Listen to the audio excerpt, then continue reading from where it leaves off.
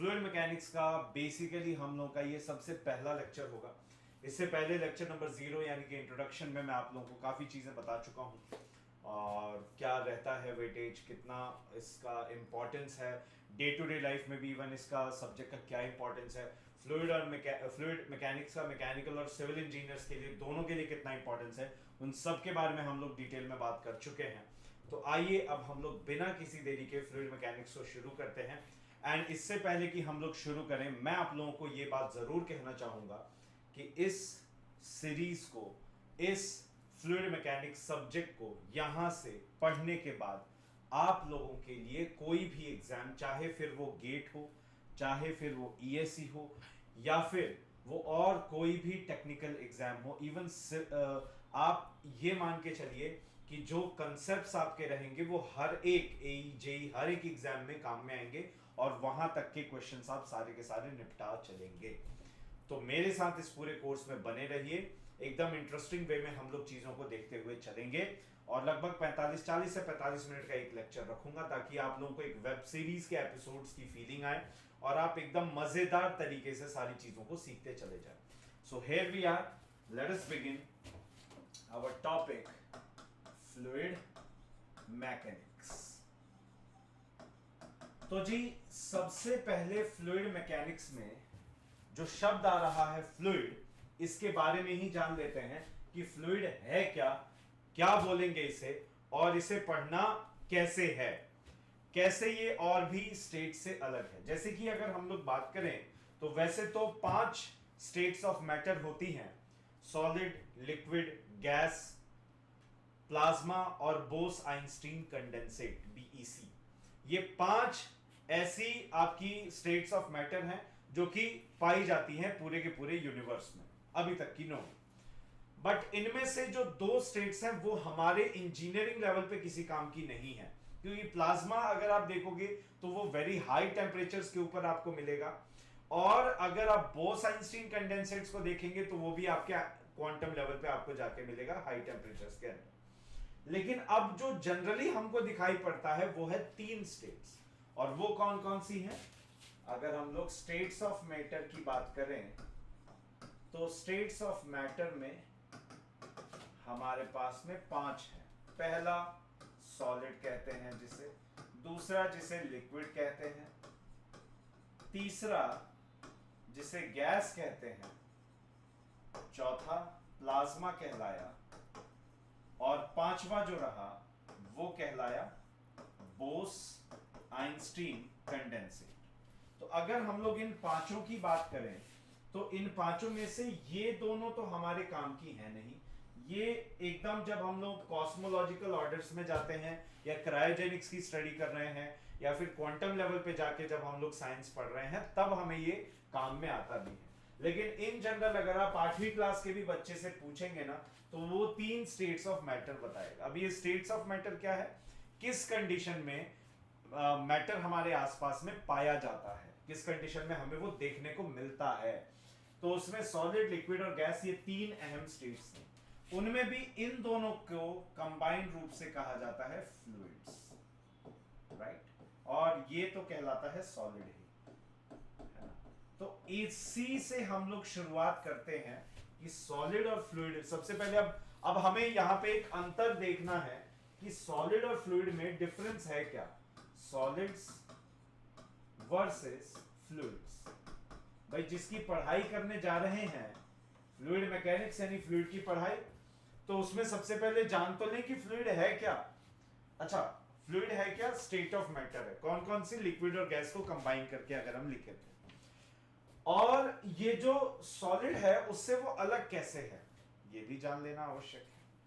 तो जनरली मोटे मोटी तौर पे अगर देखा जाए तो आपसे क्या कहा जाता है, मतलब अगर हम लोग नोटिस करें तो एक बात बहुत ही कॉमनली डिस्कशंस में निकल के आती है कि जो मैटर बना हुआ है ना, जो सब्सटेंस है, जो कंपाउंड है, केमिकल है, जो भी है, उसके अराउंड, उसके इर्द गिर्द में, मतलब वो जिससे मिलके बना होता है वो पार्टिकल्स कहलाते हैं, कंस्टिट्यूएंट पार्टिकल्स उनको कहा जाता है जी, ठीक है? अब वो क्या कहलाते हैं? Constituent particles. अब जरा ये देखिए कि वो जो कंस्टिट्यूएंट पार्टिकल्स हैं आपके, उन कंस्टिट्यूएंट पार्टिकल्स के अंदर, उन कंस्टिट्यूएंट पार्टिकल्स में हमेशा हम लोग अगर याद रखें तो ये गलत नहीं होगा कि वो कंस्टिट्यूएंट पार्टिकल्स बहुत पास पास हैं या दूर हैं, इस तरीके से डिफरेंशिएट किया जाता है। लेकिन अब आप इंजीनियरिंग लेवल पे आ चुके हैं, तो मैं जरा स्ट्रेंथ ऑफ मटेरियल का इस्तेमाल करके इसको समझाना चाहूंगा। आइए जरा देखें। तो सबसे पहले हम लोग जरा सॉलिड को समझ लेते हैं, सॉलिड को देखते हैं और सॉलिड के विषय में बात कर लेते हैं। Suppose that this is a solid block, ये कोई सॉलिड ब्लॉक है, ठीक है जी। अब आप यहां पे क्या कर रहे हो, एक शियर फोर्स लगा रहे हो F, राइट। आपने यहां पे क्या शुरू कर दिया, एक शियर फोर्स लगाना शुरू कर दिया। अब जैसे ही आपने शियर फोर्स लगाया तो ये ऐसे हो जाएगा, देखिए, मतलब इसमें डिफॉर्मेशन आ जाएगा, ये ऐसा एंगुलर डिफॉर्मेशन आ जाएगा। बोलो जी हाँ या ना, ये एंगुलर डिफॉर्मेशन आ जाएगा डी थीटा। कितना आ जाएगा, डी थीटा। एम आई राइट? ये एंगुलर डिफॉर्मेशन, मतलब मैं आपको एक सिंपल सी बुक के एग्जांपल से समझाता हूं, आप इसको समझ भी पाएंगे अगर, जस्ट अ मिनट, यहां देखिए, ये एक काफी अच्छी खासी हेल्दी बुक है, हाँ, मोटी सी। अगर हम लोग इसमें, ये सरफेस है इसका ना, सॉलिड है, अब इसमें फोर्स अगर लगाएं तो देखिए आप इसमें शियरिंग इफेक्ट आ रहा है, देख रहे हैं, यहां पे देखिएगा, इसके अलोंग देखिएगा, ये देख पा रहे हैं, ये है एंगुलर डिफॉर्मेशन, इसके एंगल में डिफॉर्मेशन आ रहा है, राइट। इसी को शियर डिफॉर्मेशन बोलते हैं।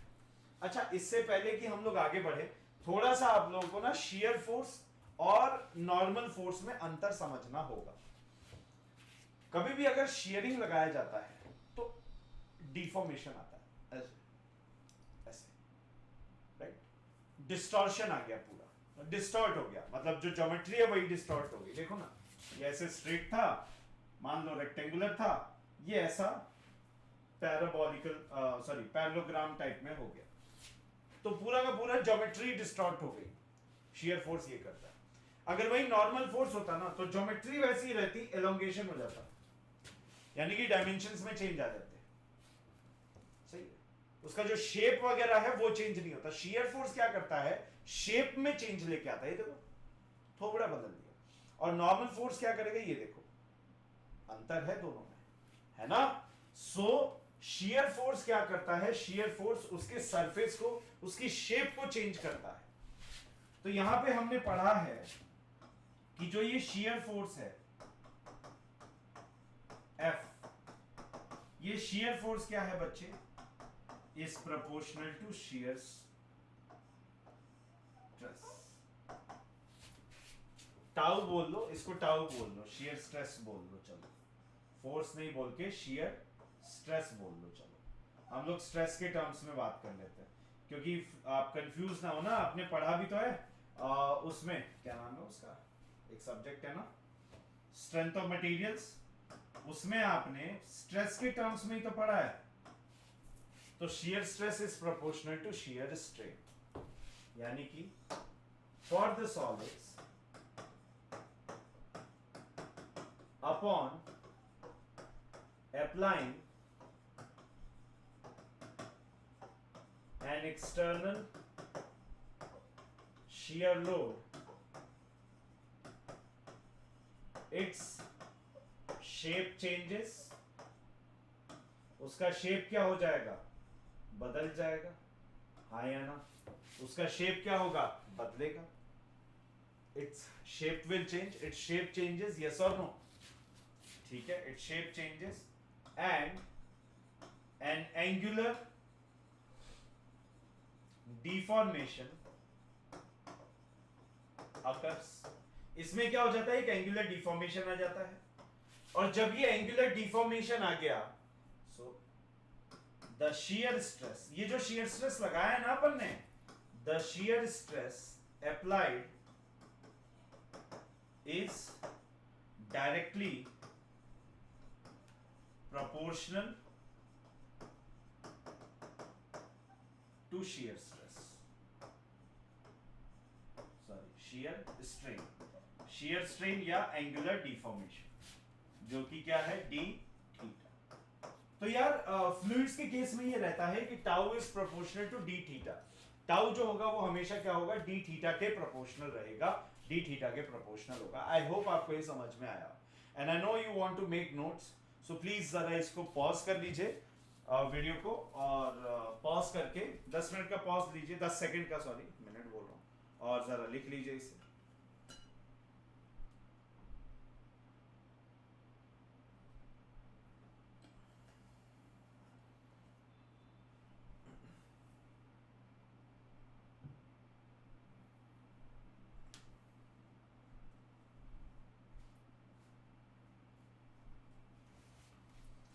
ओके, आई होप आपने लिख लिया होगा, है ना। So this is what solid is, यानी कि सॉलिड के पास में कुछ मेमोरी है, इसको ऐसे समझो, सॉलिड के पास में कुछ मेमोरी है जिसे हम इलास्टिक मेमोरी कहते हैं। क्या कहते हैं? Elastic memory. यानी कि आपने उस पे शेयर स्ट्रेस लगाया, अब जैसे ही आप उसे हटाओगे तो क्या होगा, वो अपनी ओरिजिनल फॉर्म में वापस आ जाए। कुछ हद तक आपने स्ट्रेस लगाया, अब एक लिमिट के बियॉन्ड लगाओगे तो ऑब्वियसली उसमें परमानेंट डिफॉर्मेशन आएगा ही आएगा। लेकिन अगर एक लिमिट तक, इलास्टिक लिमिट कहते हैं ना, तो उस लिमिट तक अगर आप इसे लगाओगे, हटाओगे, तो वापस अपनी ओरिजिनल शेप को ये रीगेन कर लेगा, है ना। Up to a certain limit, और वो लिमिट क्या है जी? वो लिमिट का नाम है, उस सर्टेन लिमिट का क्या नाम है? उस एक पर्टिकुलर स्पेसिफिक सर्टेन लिमिट का नाम है elastic limit. Up to a certain limit, upon removal of, क्या हटा रहे हो आप यहां से? Upon removal of stress, the solid will regain its original shape। वो अपनी ओरिजिनल शेप में आ जाएगा भाई। The solid will regain its original shape। इसी को क्या बोलते हैं हम लोग? Elastic memory. इसी को क्या नाम देंगे हम लोग? Elastic memory. कि हाँ भैया इसके पास में कुछ मेमोरी टाइप में है, इलास्टिक मेमोरी है इसकी, ठीक है। अब आइए जरा फ्लूइड्स की बात कर लें। फ्लूइड्स, बड़ा इंटरेस्टिंग है ये डिस्कशन यहां पे, देखिए। अब भाई उसी प्रकार से हम लोग जरा ग्राउंड वाई वैसे, और यहां पे बस सॉलिड की जगह फ्लूइड ले लिया, फ्लूइड की लेयर्स हैं, ठीक है जी साहब।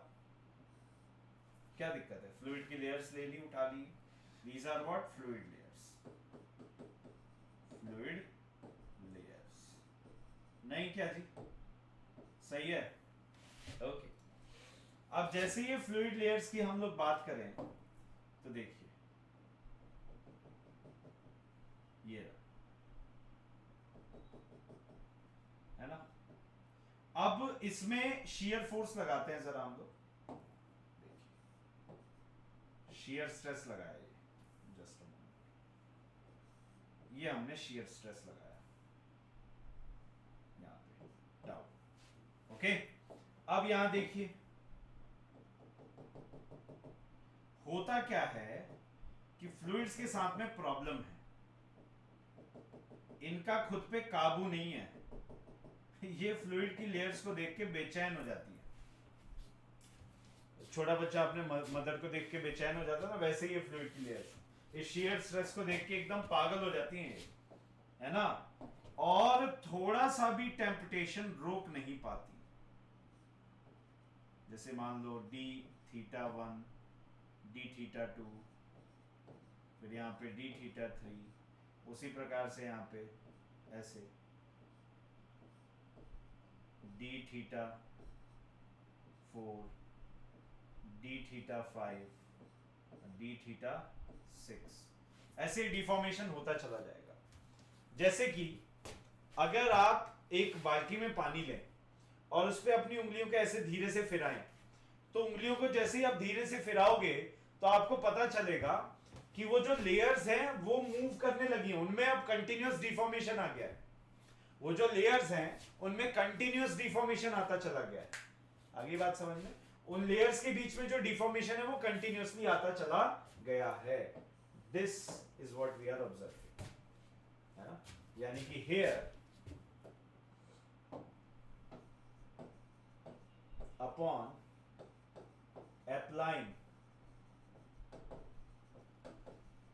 applying the shear stress tau, the shear strain और एंगुलर डिफॉर्मेशन, ये हम ऑब्जर्व करेंगे। ये मतलब प्योर ऑब्जर्वेशन है, अब यहीं से डेफिनेशन बनाएंगे, ठीक है। Is always changing with respect to time. इसमें ऐसा नहीं है, दैट इज हमारे पास में d theta by d t है, और ये क्या है, रेट ऑफ शियर स्ट्रेन। ये शियर स्ट्रेन नहीं है, ये रेट ऑफ शियर स्ट्रेन है। क्यों भाई, ये रेट ऑफ शियर स्ट्रेन इसीलिए है क्योंकि यहां पे D theta by d t है, डी थीटा नहीं है। और क्योंकि ये टाइम के साथ में चेंज होता जा रहा है ना, फ्लूइड की लेयर्स है, वो लेयर्स आपकी शियर में डिफॉर्म होती चली गई, रुका नहीं। अब एक जगह डिफॉर्म हो गया, रुक गया सॉलिड की जगह, ऐसा सॉलिड की तरह ऐसा नहीं। तो ये देखने को मिलता है। हेंस फॉर फ्लूइड्स, अब हम लोग फ्लूइड्स के लिए क्या बोल सकते हैं, फ्लूइड्स के लिए बोल सकते हैं कि जो टाउ है वो प्रोपोर्शनल है किसके, d theta by d t के। एक्चुअली टाउ जो है वो किसके प्रोपोर्शनल है मेरे भाई, d theta by d t के। ये डी थीटा के प्रोपोर्शनल नहीं है, ये d theta by d t के प्रोपोर्शनल है, ठीक है ना। It is proportional to d theta over d t, यानी कि shear stress in a fluid is proportional to the rate of shear strain। किसके प्रोपोर्शनल है भाई, रेट ऑफ शियर स्ट्रेन। और रेट ऑफ शियर स्ट्रेन क्या है, d theta by d t, simple as that. Rate of shear strain क्या है, d theta by d t, right. यानी कि यहां से हम लोग बोल सकते हैं, अच्छा एक चीज देखिए, ये आपने डिस्टर्ब किया, डिस्टर्ब करके जब आपने छोड़ दिया, तो डिस्टर्ब करके छोड़ने के बाद में क्या ये लेयर अपनी ओरिजिनल स्टेट पे वापस आ सकती है।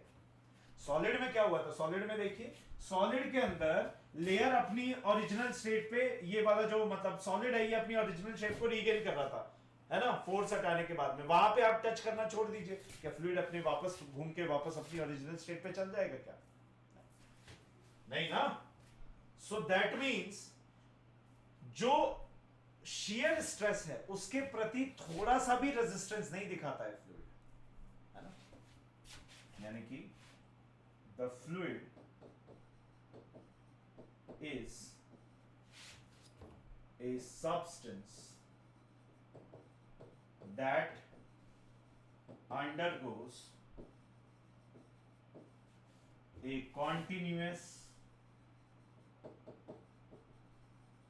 डिफॉर्मेशन, लगातार deformation, even under a very small क्या, वेरी स्मॉल शियर स्ट्रेस। इसमें डिफॉर्मेशन कंटिन्यूअस होता जाएगा, ये रेजिस्ट नहीं करेगा। यानी कि यहां जो इलास्टिक मेमोरी की बात कर रहे हैं वो इलास्टिक मेमोरी ही नहीं है। सॉलिड एक ना 4-5 साल के बच्चे की तरह है, जिसको 2 गली दूर छोड़ दोगे तो वो वापस आ जाएगा अपने घर पे, थोड़ी मेमोरी है। और ये 2-3 साल के बच्चे की तरह है फ्लूइड, ये घर के बाहर निकल जाए, अपने घर में पहुंच जाए, वही बहुत बड़ी बात है, right. Think of it like this, इस तरीके से आप इसे सोचिए। तो सॉलिड एंड फ्लूइड में ये एक मेजर डिफरेंस है जो हमको देखने को मिलता है। आई होप आपको ये समझ में आ गया। प्लीज इसे कॉपी कर लीजिए, फिर हम लोग आगे बढ़ेंगे। Please copy it down.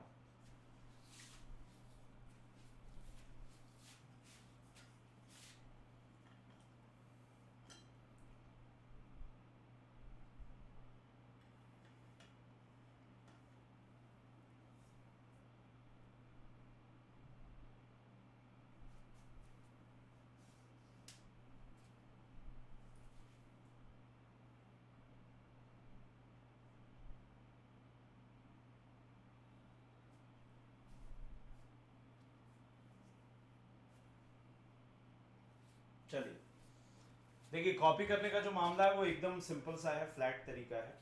आप रोकिए, पॉज कीजिए वीडियो को, फिर कॉपी कर लीजिए, कोई टेंशन नहीं है, ठीक है।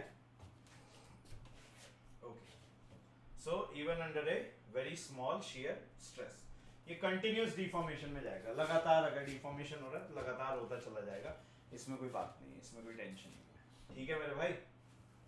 ओके, आइए लेट्स मूव फॉरवर्ड, आगे बढ़ते हैं, देखते हैं इसे। अब यहां पे जो शियर स्ट्रेस की हम लोग बात कर रहे हैं नॉर्मली, शियर स्ट्रेन और ये, तो इसमें क्या हो रहा है ना, यहां पे हो क्या रहा है, फ्लूइड एक ऐसा सब्सटेंस है जिसमें कंटिन्यूअस डिफॉर्मेशन हो रहा है विदाउट, मतलब छोटा सा भी शियर स्ट्रेस है तो भी, यानी कि हम ये कह सकते हैं कि fluids do not have an elastic memory. नहीं, फ्लूइड्स के अंदर कोई इलास्टिक मेमोरी नहीं है, they don't have an elastic memory at all, उनमें कोई इलास्टिक मेमोरी नहीं है, ठीक है ना। छोटा सा भी अगर होगा स्ट्रेस तो उसके अंदर कंटिन्यूअस डिफॉर्मेशन कराते चले जाएंगे, कंटिन्यूअस डिफॉर्मेशन होगा, इसमें सोचने की कोई बात ही नहीं, फ्लूइड्स की एक खासियत है। अच्छा, बहुत बढ़िया, कोई टेंशन वाली बात नहीं। अब मेरी बात सुनो, this gives the fluids an ability to flow. आपको नहीं लगता फ्लूइड्स की जो फ्लो करने की एबिलिटी है वो इसी वजह से तो है। अच्छा एक बात सोचो, सॉलिड के अंदर इलास्टिक मेमोरी थी, यानी उसे वापस जाने का पता था, तो शियर स्ट्रेस हटाते ही वो क्या हो गया, आपका वापस चला गया, नहीं तो फ्लो नहीं हो पाया। जबकि फ्लूइड्स के अंदर ऐसा कुछ भी नहीं है, मॉलिक्यूल्स में दो चीजें हैं, सॉलिड में मॉलिक्यूल्स भी पास पास में बंधे हुए हैं, और लिक्विड्स और गैसेस में मॉलिक्यूल्स दूर दूर हैं, है ना, और इलास्टिक मेमोरी भी नहीं है जब सॉलिड्स में थी। तो दो चीजें ये आपको देती हैं कि फ्लूइड जो है वो फ्लो करने की एबिलिटी रखता है, राइट। गैसेस भी फ्लो हो सकती हैं, जैसे कि एयर फ्लोस, तभी तो विंड और कभी कभी तो स्टॉर्म आ जाते हैं, एयर जब बहुत तेजी से फ्लो करती है तो, right. Liquids can flow, water का फ्लो होता ही है पाइप में, हमने देखा है। सो फ्लूइड्स की ये एबिलिटी है फ्लो करने की, dedicated to this attribute, simple as that, ठीक है। तो हम लोग फ्लूइड की जो डेफिनेशन पढ़े वो कुछ इस प्रकार से पढ़े, देखिए, fluid it is a substance, ये वो सब्सटेंस है जिस सब्सटेंस की एक खास बात अगर हम लोग देखें तो वो खास बात यह है कि ये substance, it is a substance which cannot resist even a very small amount of shear stress and undergoes shear deformation continuously, ठीक है भाई, कंटिन्यूअसली ये आपका डिफॉर्म होता चला जाएगा। This is something about fluid. Fluid में एबिलिटी है फ्लो करने की, इनमें नहीं, सॉलिड्स में नहीं। सो देखिए हमने कहां से शुरू किया, हमने सीधे फ्लूइड पे नहीं अटैक किया, एक कंपैरिजन करके देखा सॉलिड्स एंड फ्लूइड्स के अंदर, ठीक है। और ये चीज याद रखना, इसको हम डिराइव भी करेंगे बकायदा, ये जो है ना इसको डिराइव भी करेंगे, और सॉरी उसके अलावा यहां देखिए इस चीज को, ये tau proportional to d theta है, यहां पे tau proportional to d theta by d t है। So remember this, this is not a joke. आइए फिर आगे बढ़ते हैं, नेक्स्ट हम लोग आगे मूव करते हैं, इसको जरा समझिए। तो बच्चों फ्लूइड को हमने देखा नहीं, अभी तो फ्लूइड के बारे में थोड़ा और जानते हैं, थोड़ा सा और क्लोजली देखते हैं कि मतलब सॉलिड, लिक्विड और गैसेस में क्या अंतर है, फिर हम लोग प्रॉपर्टीज ऑफ फ्लूइड को शुरू करेंगे। ठीक है, तो देखो जरा थोड़ा सा कंपैरिजन के लिए देखते हैं solids, liquids and gases. Combined रूप से हम लोग अगर देखें तो इन्हीं को क्या कहा जाता है बच्चों, फ्लूइड्स कहा जाता है, नहीं इन्हीं को तो फ्लूइड्स कहा जाता है कि नहीं? These are what called as fluids. Solids की अगर बात करें, molecules are closer and tightly packed. Molecules के बीच में कोई motion, no motion amongst molecules possible। कोई मोशन ही पॉसिबल नहीं है भाई, नो मोशन इज पॉसिबल, कोई मोशन नहीं है, ठीक। अच्छा आइए इधर आइए, मॉलिक्यूल्स के बीच में कोई भी मोशन नहीं है, प्लीज रिमेंबर दिस, मॉलिक्यूल्स के बीच में कोई भी मोशन नहीं है। यहां पे molecules are free to move and there is a space between them। liquids में वही space less और यहां पे ये space is more। इनफैक्ट अगर अपन एक छोटा सा कंपैरिजन करें ना, उससे ही आइडिया लग जाएगा। जैसे अगर अर्थ की क्रस्ट पे सबसे ज्यादा पाए जाने वाला मिनरल अगर है कोई, तो वो है बॉक्साइट, ठीक है, 57% रहता है वो, अर्थ क्रस्ट की बात कर रहे हैं, और उसको हम लोग एक्सट्रैक्ट करते हैं एल्यूमिनियम मेटल। एल्यूमिनियम अगर हम लोग एज अ मेटल की बात करें तो प्योर एल्यूमिनियम की डेंसिटी 2700 kg पर मीटर क्यूब होती है। जस्ट टू कंपेयर, यूजुअली हमारे पास में जो सबसे बड़ा लिक्विड का संग्रह है, सबसे बड़ा लिक्विड का स्टोरेज है, वो है वाटर के फॉर्म में। नहीं, सबसे ज्यादा लिक्विड कौन सा पाया जाता है हमारे पास में? वाटर। एम आई राइट? सबसे ज्यादा अमाउंट में, सबसे ज्यादा क्वांटिटी में लिक्विड कौन सा अवेलेबल है? Of course water. उसकी डेंसिटी क्या है? 1000 kg पर मीटर क्यूब। नहीं, वहीं अगर हम लोग बात करें सबसे ज्यादा अगर गैस कोई पाई जा रही है, तो वो एक्चुअली मिक्सचर ऑफ गैसेस है।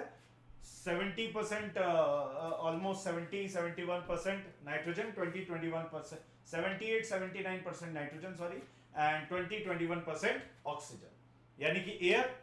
और इस एयर के लिए अगर हम लोग बात करें तो 1.2 kg पर मीटर क्यूब, ये उसकी डेंसिटी है। किसकी? एयर की। इतनी होती है लगभग। ये वाटर के लिए है, और ये किसके लिए है? एल्यूमिनियम। सही है। अब जब आप इन दोनों में कंपैरिजन देखोगे ना, तो 2.7x का अंतर है, और जबकि आप जब यहां जाके देखोगे ना, तो लगभग 1000x का अंतर है। अब सर आपने ये क्यों बताया? ये इसलिए बताया ताकि आपको एक आइडिया लग जाए छोटा सा, कि सॉलिड और लिक्विड, इनके मॉलिक्यूल्स के बीच में बहुत ज्यादा गैप नहीं होता है भाई। कहीं आप देखेंगे बहुत बड़ा गैप है, बहुत ज्यादा गैप है, नहीं, ऐसा कुछ भी नहीं है, ठीक है। यहां पे बहुत ज्यादा गैप है, बहुत ज्यादा डिफरेंस है। इसीलिए अगर मैं किसी कंटेनर के अंदर, if I have some water in a glass, हाँ, तो देखिए ये ग्लास बॉटल है, और यहां पे आपको लिक्विड जो है उसका आपको फ्री सरफेस दिख रहा होगा। You must be seeing the free surface. ये दिख रही है free surface? Of course this is the free surface which you can see. Clear? तो वो फ्री सरफेस जो है, ये आपको इस तरीके से, इस प्रकार से दिखाई पड़ रही है। जबकि इसमें गैस भी है। आप मुझे बता सकते हैं कि वो गैस की फ्री सरफेस यहां से लेके यहां पे कहां तक है? गैस की कोई भी फ्री सरफेस है ही नहीं। क्यों? क्योंकि यहां के मॉलिक्यूल्स दूर हैं इसके मुकाबले, लेकिन इतने भी दूर नहीं है कि आपका ये वैनिश हो जाए और दिखने ही बंद हो जाए। जबकि यहां के मॉलिक्यूल्स के बीच में इतनी दूरी है कि इनकी कोई फ्री सरफेस कभी फॉर्म ही नहीं हो सकती। So these are the gases, this is the feature of liquid, and this my dear is particularly the feature for solid. आपको समझ में आया। ठीक है, चलिए इसको जरा कॉपी करिए, फिर हम लोग आगे बढ़ते हैं। Please copy it down.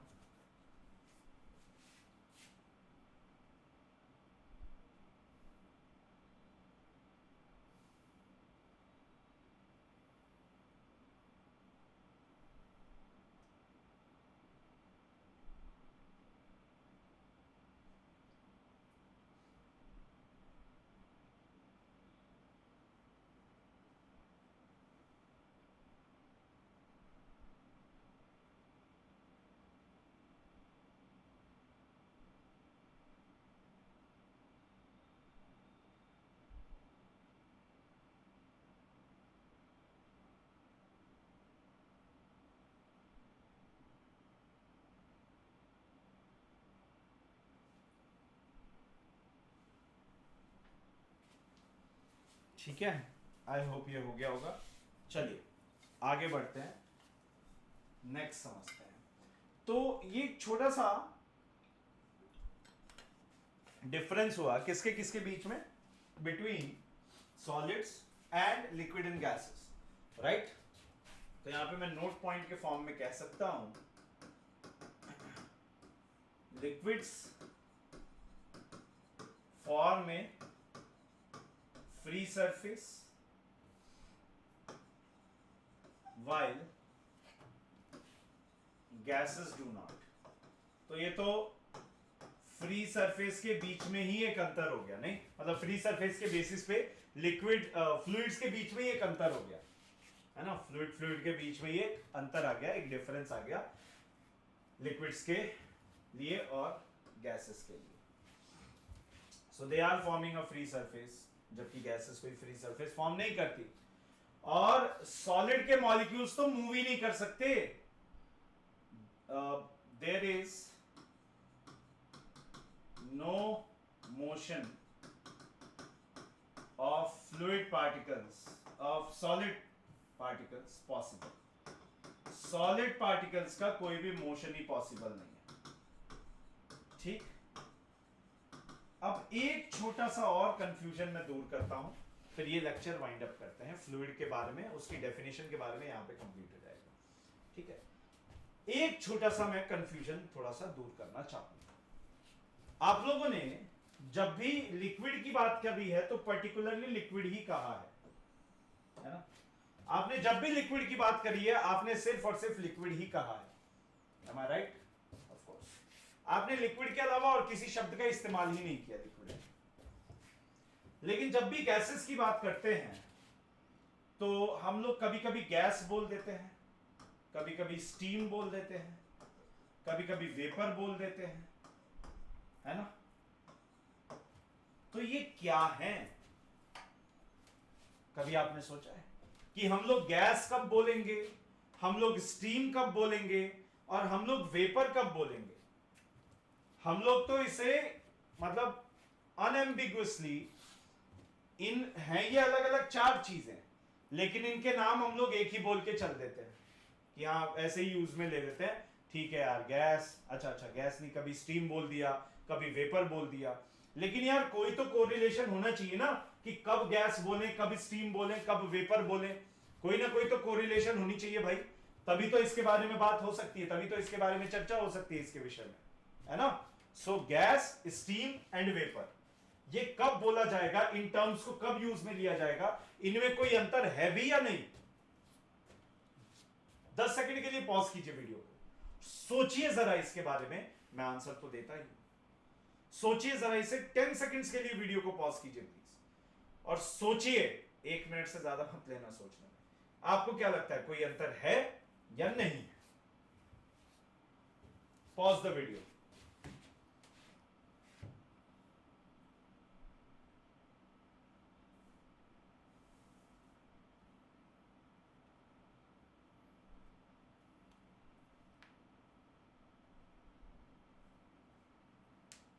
चलिए, आई होप आप लोगों ने कर लिया। क्या किया नहीं किया वो अभी आपको पता चल जाएगा। तो देखिए मैं बताता हूं कि दे आर ऑल डिफरेंट। पहली चीज,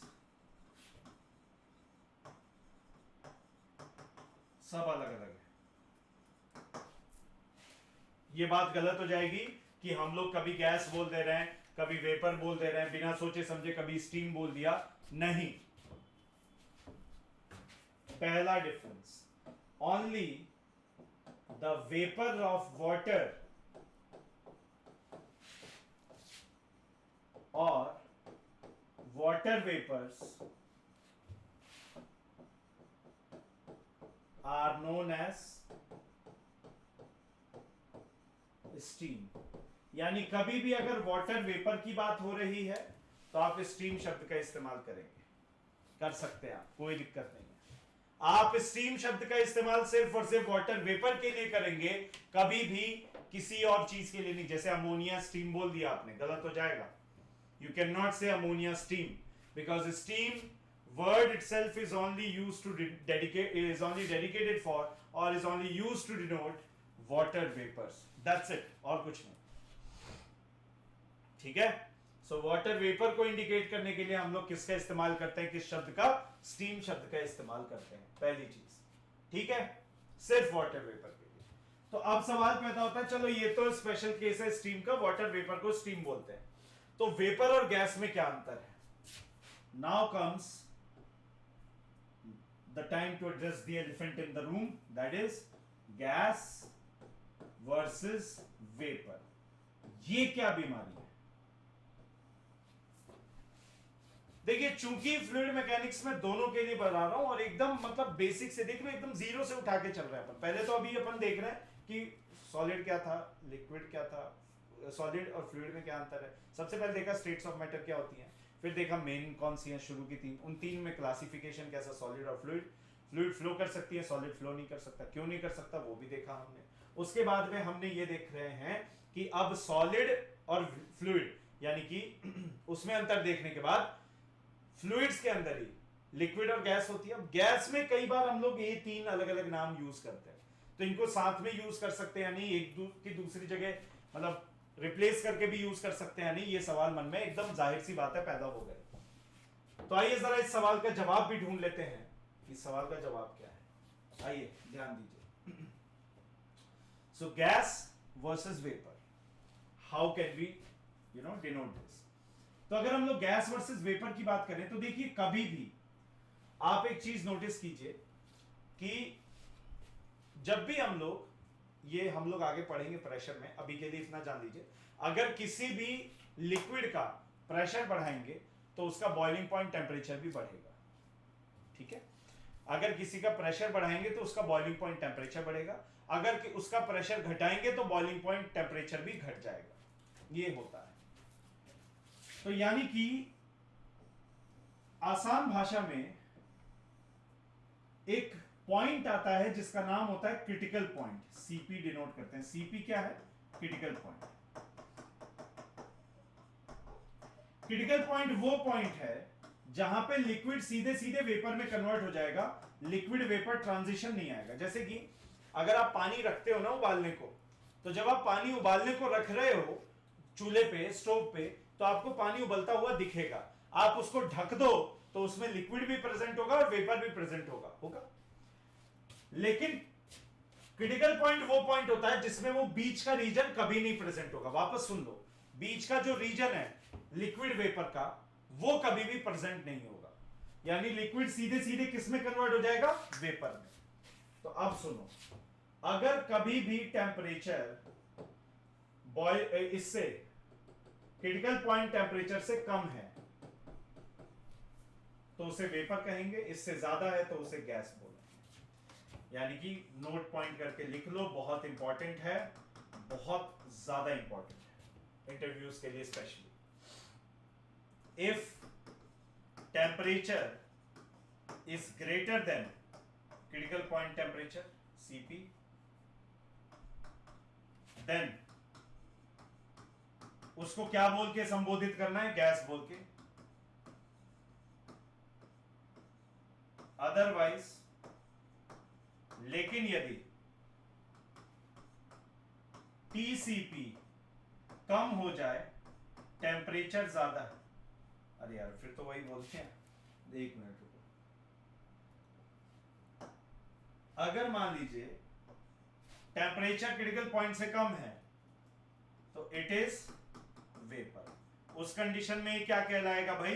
वेपर कहलाएगा। ठीक है। क्रिटिकल पॉइंट क्या है? क्रिटिकल पॉइंट वो पॉइंट है जिसके above liquid directly converts into vapour. यानी कि अगर मान लो एक हाइपोथेटिकल, एक केस देता हूं, एक हाइपोथेटिकल बॉक्स है, उस बॉक्स में कंडीशन क्रिटिकल पॉइंट टेंपरेचर से ज्यादा है, तो जैसे ही आप लिक्विड भेजोगे तुरंत वेपर में कन्वर्ट हो जाएगा, कोई हीट देने की जरूरत नहीं है।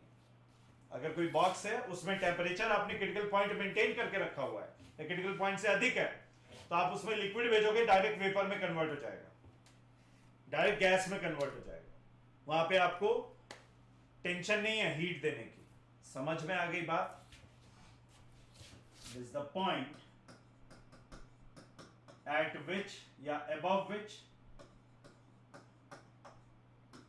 liquid directly converts into vapor। सीधे सीधे किस में कन्वर्ट हो जाएगा भाई? वेपर में कन्वर्ट हो जाएगा, इसके ऊपर, बिना हीट को एब्जॉर्ब किए, विदाउट एब्जॉर्बिंग हीट, बिना हीट को एब्जॉर्ब किए। सही है, हीट एब्जॉर्ब करने की भी जरूरत नहीं है इसको, बिना हीट को एब्जॉर्ब किए ये ऐसा कर देगा। I hope it is clear, yes or no? हाँ, कॉपी कीजिए please, this is all about it, please copy it down.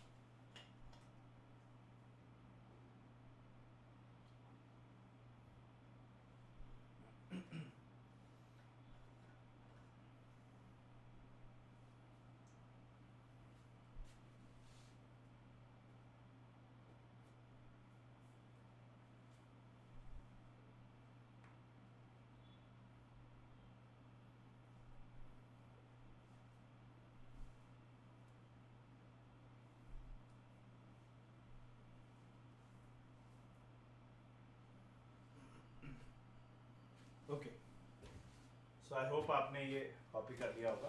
And this brings to the end of this first lecture. आशा करता हूँ आपको अच्छा लगा हो, बहुत सारी चीजें सीखने की कोशिश की। अब आप क्या कीजिएगा, इन पॉइंट्स को शॉर्ट नोट्स में बना लीजिएगा। जैसे शॉर्ट नोट्स कैसे बनाएं, सबसे इंपॉर्टेंट वो भी तो है। कुछ नहीं करना आपको शॉर्ट नोट्स के लिए, सबसे पहले सॉलिड का ये फीचर और ये पॉइंट, ठीक। इलास्टिक मेमोरी सॉलिड में होती है, फ्लूइड में ये डायग्राम, ये पॉइंट। फ्लूइड में कोई भी इलास्टिक मेमोरी नहीं होती, नो इलास्टिक मेमोरी, खत्म। फ्लूइड सॉलिड, फ्लूइड की डेफिनेशन जरूर लिख लेना शॉर्ट नोट्स में भी। सॉलिड, लिक्विड, गैस, क्यों? क्योंकि एई में डायरेक्टली पूछता है। सॉलिड के पैटर्न्स, फीचर्स और ये कंपैरिजन बताया है, ठीक है। तो ये इंपॉर्टेंट है। सॉलिड लिक्विड में फ्री सरफेस, गैसेस में फ्री सरफेस नहीं, दैट्स इट। कब बोला जाएगा? वेपर स्पेशल केस है, वाटर वेपर को ही स्टीम बोलते हैं, या स्टीम को ही वाटर वेपर। और गैस और वेपर में क्रिटिकल पॉइंट से अगर ऊपर टेम्परेचर है उस सब्सटेंस का, तो वो क्या है? गैस कहलाएगी। उससे कम है तो वो हमेशा वेपर कहलाएगी। I hope it is clear, yes or no? Air को मिक्सचर ऑफ गैसेस बोला जाता है क्योंकि 99% एयर के अंदर क्या है? Nitrogen and oxygen. आपको पता है उनका क्रिटिकल पॉइंट टेम्परेचर कितना होता है? ऑलमोस्ट -120 डिग्री सेल्सियस, 119 के आसपास होता है, तो माइनस का। तो उसके केस में देखो, इवन 0 डिग्री भी, -119 से 0 डिग्री बहुत ज्यादा है, तो हमेशा आपको क्रिटिकल पॉइंट से ज्यादा पे मिलती है। तो एयर को मिक्सचर ऑफ गैसेस बोलते हैं, मिक्सचर ऑफ वेपर्स कभी नहीं बोलते। Okay, interview point of view के लिए बहुत इंपॉर्टेंट है। शॉर्ट नोट्स यहाँ पे ऐसे बना सकते हैं। मिलते हैं अगले लेक्चर में, तब तक के लिए जय हिंद, बाय बाय, टेक केयर।